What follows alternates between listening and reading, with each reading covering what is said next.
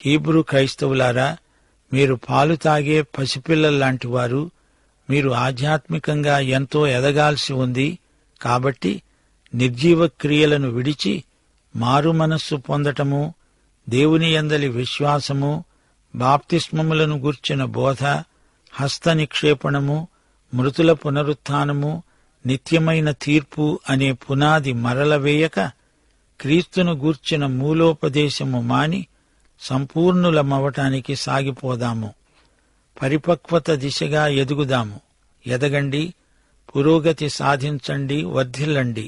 పదండి ముందుకు, పదండి పోదాం అంటూ విశ్వాసులను పౌలు ప్రోత్సహిస్తున్నాడు.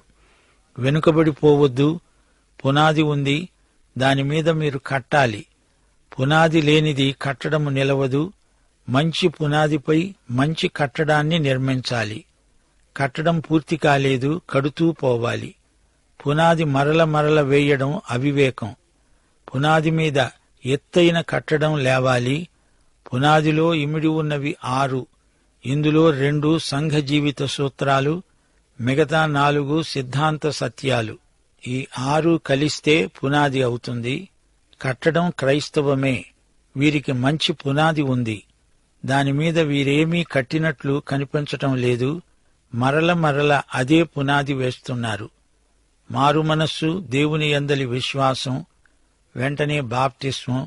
అపొస్తల కార్యములు 20వ అధ్యాయం 21వ వచనం. పౌలు బహిరంగముగా ఇంటింట సాక్ష్యమిచ్చాడు.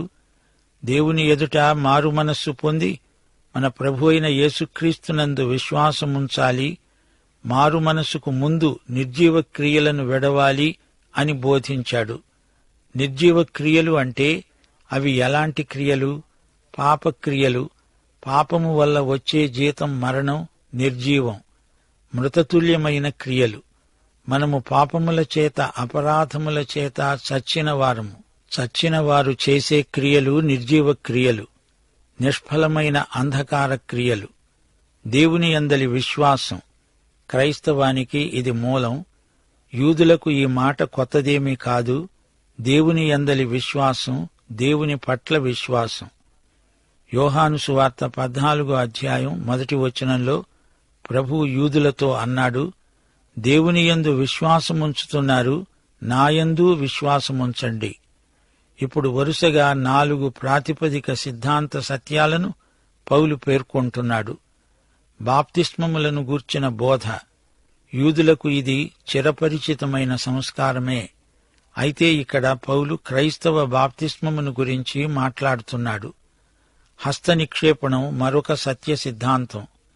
బాప్తిస్మము, హస్త నిక్షేపణము ఈ 2 యూద మతాచారాలు, కాని అవి క్రైస్తవీకరించబడినవి.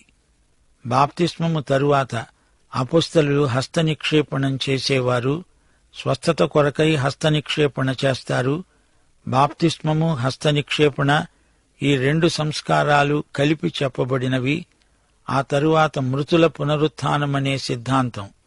ఇక 4వది నిత్యమైన తీర్పు. ఈ 6 క్రైస్తవంలో పునాది సత్యాలు. మారుమనస్సు, విశ్వాసము, సంఘములోకి ప్రవేశార్హతలు, పాపక్షమాపణ అనేది బాప్తిస్మంలోనే ఇమిడి ఉంది. కృపా నిశ్చయతకు హస్త నిక్షేపం, పునరుత్థానం, అంతిమ తీర్పు. ఈ 6 క్రైస్తవ ఉద్యమంలో అనగా సంఘానికి 6 పునాది సత్యాలు. వేసిన పునాదే మరల వేయక సంపూర్ణులమవటానికి సాగిపోదాము రండి. దేవుడు సెలవిచ్చిన ఎడల అలాగే చేద్దాము. అవును, దేవుడు తప్పక సెలవిస్తాడు. మన దేవుడు సంపూర్ణతకు దేవుడు. ఆయన ఆశీస్సులతో ముందుకు సాగుదాము. అభివృద్ధి పథంలో యాత్ర కొనసాగిద్దాము. వెనకబడిపోయారో తిరిగి ముందుకు రావటం అసాధ్యం. ఒకసారి వెలిగించబడి పరలోక సంబంధమైన వరమును రుచిచూచి పరిశుద్ధాత్మలో పాలివారై దేవుని దివ్యవాక్యమును, రాబోయే యుగ సంబంధమైన శక్తుల ప్రభావమును అనుభవించిన తరువాత తప్పిపోయిన వారు తమ విషయములో దేవుని కుమారుణ్ణి మరల సిలువ వేస్తూ బాహాటముగా ఆయనను అవమానపరుస్తున్నారు గనుక మారు మనస్సు పొందునట్లు అట్టి వారిని మరల నూతనపరచడం అసాధ్యం. హీబ్రూ క్రైస్తవ విశ్వాసులారా, పురోగమించండి, తిరోగమించకండి, ముందంజ వేయండి, వెనకబడిపోకండి. కృపావరములను అనుభవిస్తున్నారు, ఆనందిస్తున్నారు. ఈ అనుభవం మీకుంది. ఈ విశ్వాస పథం నుంచి మీరు ఎట్టి పరిస్థితుల్లోనూ పడిపోకూడదు. పడిపోయారంటే మళ్లీ లేవలేరు. మిమ్మల్నెవరూ లేవనెత్తలేరు కూడా. మీ అనుభవం ఎంత గొప్పదో మీ పాటు కూడా అంత గొప్పదవుతుంది. జాగ్రత్త. అంతరంగంలో వెలిగించబడిన వారు. బాహ్యాచారాలకు అతీతమైన అనుభూతి ఇది. క్రైస్తవులు అంతర్గతంగా వెలిగించబడిన వారు. కొందరు బాప్తిస్మం పొందినా వెలిగించబడని వారున్నారు. పరలోక సంబంధమైన వరాన్ని రుచిచూచారు. జ్ఞానమే కాదు, ఇది అనుభవం. రుచిచూచి ఎరిగిన వారు. ఇక్కడ పరలోక సంబంధమైన వరం అంటే విమోచన. అంతేకాదు, పరిశుద్ధాత్మే పరలోక సంబంధమైన గొప్ప వరం. 2 కొరింథీ 9:15 చెప్పశక్యము కాని ఆయన వరమును గూర్చి దేవునికి స్తోత్రం. పరిశుద్ధాత్మ అనే వరాన్ని పొందటమే కాదు, పరిశుద్ధాత్మలో పాలివారయ్యారు. పరిశుద్ధాత్మ ప్రభావమే కాదు, పరిశుద్ధాత్మను పంచుకున్నారు. మీరు పరిశుద్ధాత్మను పొందటం కాదు, పరిశుద్ధాత్మే మిమ్ములను పొందాడు. అనుభవించారు, రుచిచూచారు. దేవుని దివ్యవాక్యాన్ని మీరు రుచిచూచిన ప్రజలు.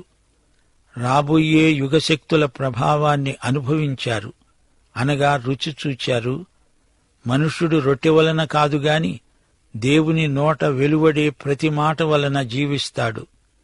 రాబోయే యుగం మెస్సియా రాజ్యకాలం, 1000 ఏండ్ల పరిపాలన కాలం. యేసు ప్రభువు రెండో రాకడ సమయం. అప్పటి యుగంలో మనం విశ్వాసాన్ని బట్టి ఇప్పుడే ఉన్నాము. మన స్వాస్థ్యానికి పరిశుద్ధాత్మే సంచకరువు. బయాన 2 కొరింథీ 5:5 ఆయన తన ఆత్మ అనే సంచకరువును మనకు అనుగ్రహించి ఉన్నాడు. ఇంత గొప్ప అనుభూతి నుండి పడిపోవడము అసంభవం.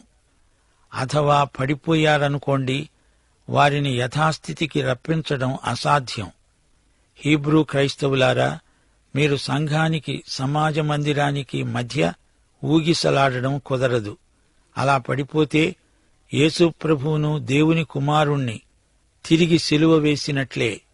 మీ పూర్వీకులు ఒకసారి ఆయనను సిలువ వేశారు గదా, మీరిప్పుడు ఆయనను తిరిగి సిలువ వేస్తారా? తిరిగి బాహాటంగా ఆయనను అవమానపరుస్తారా? మీరలా చేస్తే ఇంకేమైనా ఉందా?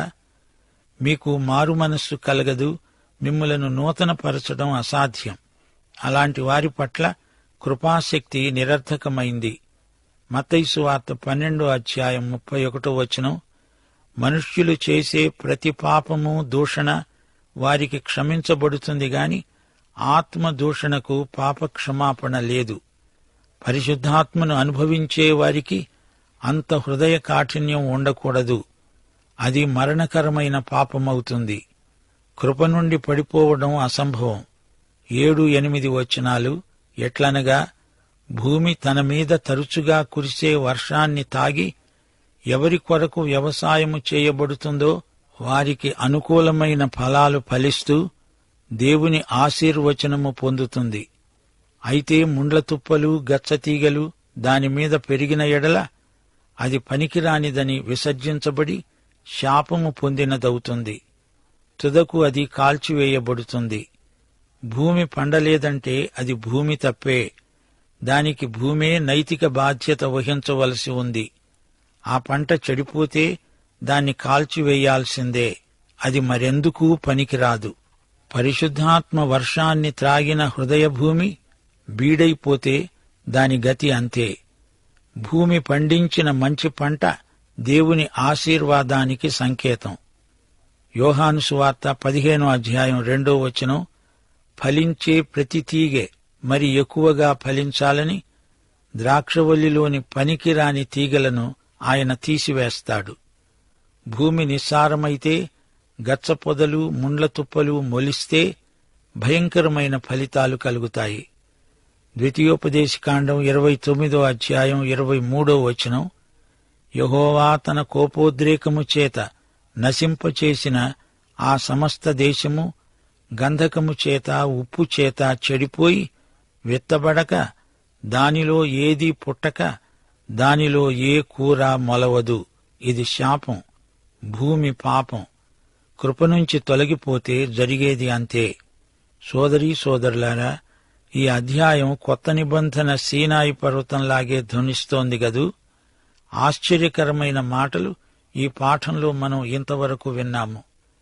విశ్వాస భ్రష్టులను, కృప నుండి తొలగిపోయి పడిపోయిన వారిని గురించి కఠినమైన మాటలు ఈ పాఠంలో పలుకబడినవి. గత పాఠంలో వినికిడి మందగించిన వారికి మందలింపు, హీబ్రూ క్రైస్తవులకు శ్రమలు రాబోతున్నాయి. కొందరు హింసలకు భయపడి తిరిగి యూదమతంలో కలిసిపోయే శోధన ఎదురవుతోంది. అందుచేత ఈ హీబ్రూ విశ్వాసులను పరిపక్వత దిశగా నడిపించడానికి పౌలు ఈ ప్రసంగం చేస్తున్నాడు. యేసుక్రీస్తును గురించిన మూలోపదేశం, అనగా క్రీస్తును గురించి చెప్పబడిన మొదటి మాట, యేసు పుట్టుక నుంచి యేసు సింహాసనం వరకు ముందుకు సాగండి. బడిపిల్లవాడు ఆల తరగతి నుండి కళాశాల దిశగా పయనించాలి. ముందుకు సాగండి. పసిపిల్లల దశ నుండి పరిపూర్ణత దిశగా పయనించండి. 6 సంస్కారాలు యేసుక్రీస్తుకే సంకేతాలు. ఇవి సంస్కారాలు: 1 నిర్జీవ క్రియల నుండి మారుమనస్సు, 2 దేవుని ఎడల విశ్వాసము, 3 బాప్తిస్మాల బోధ, 4 హస్తనిక్షేపణ, 5 మృతుల పునరుత్థానం, 6 నిత్య తీర్పు. ధర్మశాస్త్ర క్రియలు చెయ్యలేక చెయ్యాలని విఫల ప్రయత్నం చేయడం నిర్జీవ క్రియ. అదంతా విడిచిపెట్టాలి. దేవుని పట్ల మాత్రమే కాదు, ఇప్పుడు మనం దేవుని యందు వర్ధమాన విశ్వాసం గలవారము. పాత నిబంధనలో యూదుల బాప్తిస్మాలుండేవి కాని మనది క్రొత్త నిబంధన బాప్తిస్మం. బాప్తిస్మం యేసుక్రీస్తుకు సంకేతం. బలిపశువుపై హస్తనిక్షేపణ పాత నిబంధన. ఇప్పుడు దేవుని హస్తము విశ్వాసిపై ఉంది. పాత నిబంధనలో మృతుల పునరుత్థానం గురించి చెప్పబడింది. అయితే మనకు యేసే పునరుత్థానం. నిత్యమైన తీర్పు పాత నిబంధనలో ప్రస్తావించబడింది.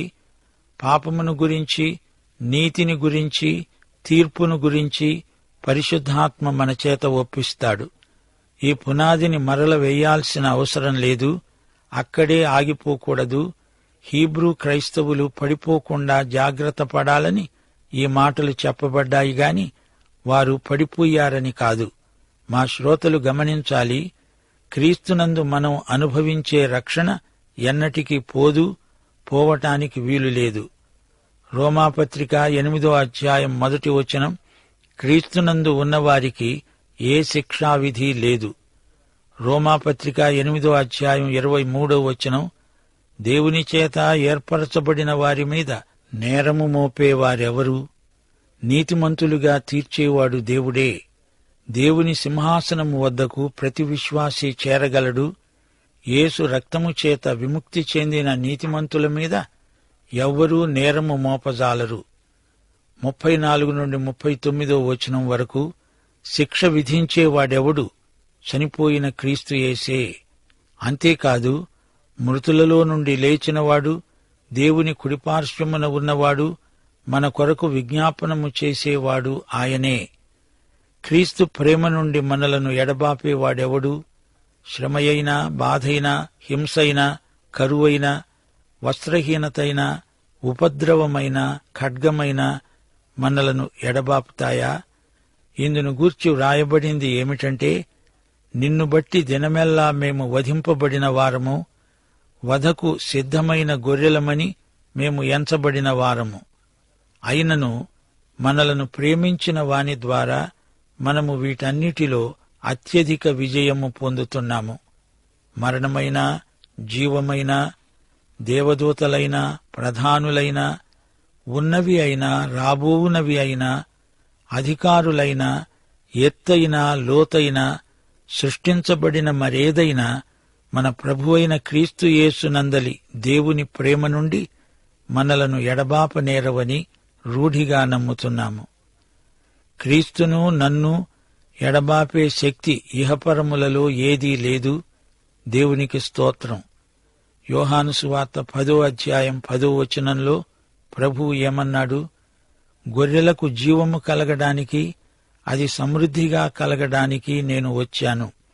నేను ఆయనను గట్టిగా పట్టుకుంటే చాలదు, ఆయనే నన్ను గట్టిగా పట్టుకున్నాడు.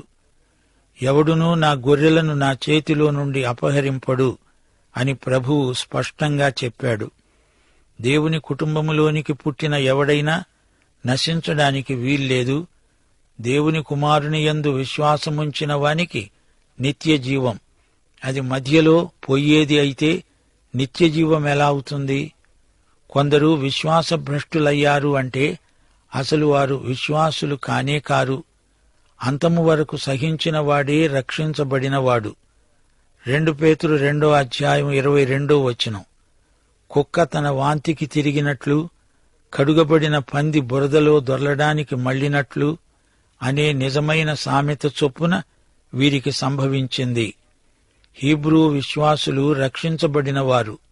అయితే వీరింకా శిశుదశలో ఉన్నారని పౌలు అన్నాడే కాని వారు విశ్వాస భ్రష్టులు అనలేదు. హెబ్రీ పత్రిక 6వ అధ్యాయంలో హెచ్చరిక, మీరు పడిపోకండి, పడిపోతే మళ్లీ లేవలేరు. ఈ పత్రిక శైశవ దశలో ఉన్న హీబ్రూ క్రైస్తవులకు రాయబడిందని మనం గుర్తించాలి. మరో మాట, ఈ వాక్య భాగంలో రక్షణను గురించిన చర్చ ఏమీ లేదు. రక్షించబడిన వారు ఎదుర్కొనే సమస్యను గురించి పౌలు మాట్లాడుతున్నాడు. వీరు వెలిగించబడిన వారు, పరలోక సంబంధమైన వరమును రుచిచూచిన వారే, పరిశుద్ధాత్మలో పాలుపొందినవారు, దేవుని దివ్యవాక్యాన్ని, రాబోయే యుగశక్తుల ప్రభావాన్ని అనుభవించినవారు, రుచిచూచారు.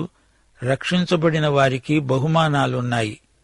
అయితే వీరు తొట్టిల్లితే, పడిపోతే వీరిని మారు మనస్సుకు తేవడం అసాధ్యం. ఇది మారు మనస్సు విషయం, రక్షణ విషయం కాదు. విశ్వాసులు చేయాల్సింది చెయ్యనప్పుడు వారికి మారు మనస్సు అవసరం. ప్రకటన గ్రంథంలో 7 ఉత్తరాలు ప్రభువు రాశాడు. 2-3 అధ్యాయాలలో ప్రభువు మారు మనస్సు పొందవలసిందని సంఘాలను హెచ్చరించాడు. రక్షణ యొక్క ఫలితాలను గురించి పౌలు రాస్తున్నాడు. రక్షణకు మూలమేది అనే విషయం ఇక్కడ చర్చనీయాంశం కాదు. బహుమానాలు పోగొట్టుకోవద్దని హెచ్చరిక. అగ్ని పరీక్ష విశ్వాసులకు ఉంది. అగ్నిలో అంతా కాలిపోతుంది, ఆధ్యాత్మికమైనది మిగులుతుంది. శరీర సంబంధమైనదంతా కాలి బూడిదైపోతుంది. ప్రతి విశ్వాసీ దేవుని న్యాయపీఠమెదుట బహుమానాల తీర్పు కోసం నిలువబడాల్సి ఉంటుంది. గమనించాలి, న్యాయపీఠం రక్షించబడిన విశ్వాసుల కోసమే. భూమి వర్షాన్ని తాగుతుంది, మంచి ఫలాలు ఫలించాలి, లేకపోతే చెడు పంట కాల్చివేయబడుతుంది. ఇది ఫలాలను గురించిన తీర్పు. ఎండిపోయిన ద్రాక్షతీగలు కాల్చివేయబడతాయి. నిష్ఫలమైన క్రైస్తవ జీవితానికి తీర్పు. మనకు రక్షణ క్రియల వల్ల వచ్చింది కాదుగదా. రక్షణ దేవుని కృపచేత విశ్వాసము ద్వారా మనకు ప్రాప్తించింది. రక్షించబడిన వారే సత్క్రియల యందు ఆసక్తి కనపరుస్తారు. రక్షణ లేని సత్క్రియలు గుర్తించబడవు. ఇది పౌలు ప్రబోధం. తిరిగి జన్మించని వ్యక్తికి క్రియల ప్రమేయం లేనే లేదు. అవి స్వనీతి క్రియలు, మురికి బట్టపేలికలు. విమోచనాత్మకమైన కృప కలవారే సత్క్రియలు చేస్తారు. దీనికి బహుమానాల తీర్పు ఉంటుంది. అదే దేవుని న్యాయపీఠం. విశ్వాసులు కృప నుండి తొలగిపోరు, కాని ఇంకా ఆధ్యాత్మిక బాల్యంలో ఉంటే తొట్టిల్లవచ్చు. అది వేరే సంగతి. భక్తులందరూ అప్పుడప్పుడు తొట్టిల్లారు గాని అది రక్షణ విషయం కాదు, క్రైస్తవ జీవితంలో జరిగే ప్రమాదాలు. అలాగే హెబ్రీ పత్రికలోని సందేశమిదే. వారు ఇంకా శిశుదశలో పునాది వద్దనే నిలిచిపోయారు. వారు ఎదగాలి. నిర్జీవ క్రియలను విడిచి మారుమనసు పొందాలని హీబ్రూ క్రైస్తవులను పౌలు హెచ్చరిస్తున్నాడు. అదే ఈ పాఠం సారాంశం. బాప్తిస్మమిచ్చిన యోహాను కూడా మారు మనసుకు తగ్గ ఫలాలు ఫలించండి అంటూ ప్రబోధాలు చేశాడు. మారు మనస్సు అంటే క్రైస్తవుడు తన దారి మార్చుకొని ప్రభువు దారికి రావాలి. రక్షణ పొందిన వారు మీరు తిరిగి యూద సమాజ మందిరాలకు వెళ్తారా? వెళ్ళకండి. అది అనూహ్యం. అలాంటిది జరిగితే మీ క్రైస్తవ ఎదుగుదల స్తంభించిపోతుంది. పరిస్థితి చెయ్యి జారిపోతుంది. జాగ్రత్త అని పౌలు వారిని గట్టిగా హెచ్చరించాడు. మీరు తిరిగి వెనకటి బలులు అర్పిస్తారా? అలా చేస్తే తిరిగి యేసు ప్రభువును సిలువ వేసిన వారవుతారు. యేసు సిలువ బలిని దయచేసి నిరర్థకం చేయకండి అంటూ పౌలు వారితో గోజాడుతున్నాడు. మీ జీవితాల ద్వారా మీరు క్రీస్తుకు కిరీటం పెట్టండి గాని తిరిగి ఆయనను సిలువ వేయకండి, ముండ్ల కిరీటం పెట్టకండి. తిరిగి మోషే ధర్మశాస్త్రం కిందికి వెడతారా? అది ప్రమాదానికి దారితీస్తుంది. జాగ్రత్త అని వారిని ముందుగా హెచ్చరిస్తున్నాడు. అంతేగాని వారి రక్షణను గురించి పౌలు ప్రస్తావించడం లేదు. హెబ్రీ పత్రిక 6వ అధ్యాయం 6వ వచనం గమనించండి. మారు మనస్సు పొందునట్లు వారిని నూతనపరచడం అసాధ్యం. మీకు పునాది ఉంది, అది రక్షణ పునాది. దానిపైన ఏమి పెట్టి కడుతున్నారు? గడ్డి, కట్టె, కొయ్యకాలా, లేక బంగారము, వెండి, వెలగల రాళ్లా? సోదరుడా, సోదరి, నిన్ను బట్టి ఎందరు పరలోక పౌరులు కాగలుగుతున్నారు? ఎంతమంది నీ ద్వారా పరలోక వారసులవుతున్నారు? నీ రక్షణ పోదుగాని నీ బహుమానాలన్నీ పోతే అది నీకు అవమానం కాదా? ఆలోచించు. మన ప్రియ రక్షకుడైన యేసుక్రీస్తు వారి కృప, మన తండ్రి యొక్క వాత్సల్య ప్రేమ, పరిశుద్ధాత్మ నిత్య సహవాసము మనకు తోడై ఉండునుగాక. ఆమేన్.